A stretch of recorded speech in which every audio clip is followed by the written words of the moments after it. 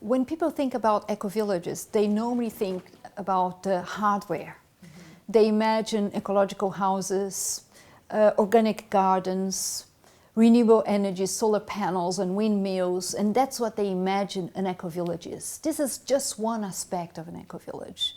You cannot have an eco-village if you don't have an economic base, localized. You cannot have an eco-village if you don't have very good social agreements, if you don't have in place good procedures. One of the first decisions an eco-village need to make is to decide how they are going to decide. You need all these social tools. So I imagine that one of the difficulties of groups of individuals that intend to start an eco-village is about the social aspect. It's very important that people get trained into the skills of facilitating differences, facilitating conflicts, of communicating with the heart, of embracing diversity while building community.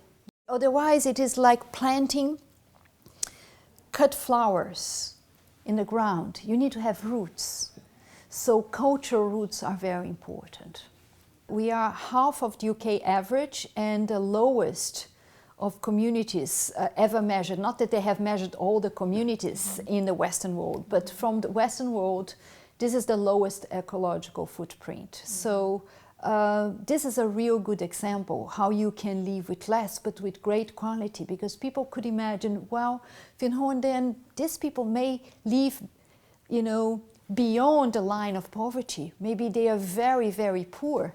And you go to Findhorn and that's not the reality. We have a very rich life. Eileen Caddy, one of our founders, in the very beginning of her journey at Findhorn, she had an orientation, in orientation, a guidance that to say, from a family we will turn into a group, from a group to a larger group, from a larger group to a community, from a community to a village, from a village to a town, from a town to a city of light. And she would ask, how on earth we as a family are going to become, a city of light? And we are in the stage, we are in the scale of the village.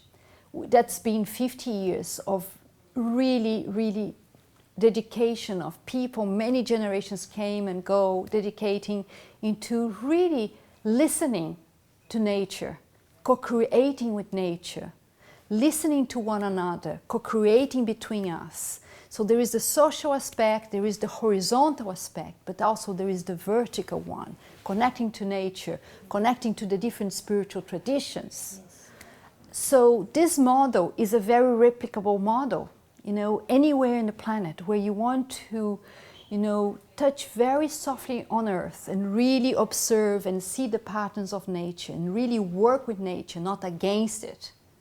At the same time, when you want to open to the wider patterns, to the different philosophical schools and listen to the cosmos, and then create healthy systems horizontally where you can express this connectivity between earth and sky into human relations. This is replicable anywhere in the planet.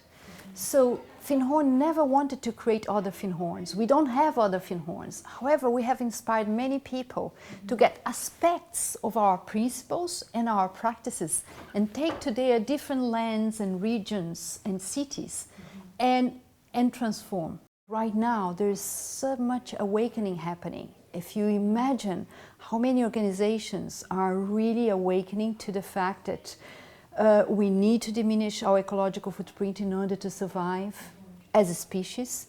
So I think we're part of the same plan. If there is like a plan for the Earth, Findhorn has one piece of the puzzle. And there are many other pieces in this very, very large puzzle. And each one of us need to do the best we can right now. We're not the center and we are not the periphery. We're one of the pieces of the puzzle.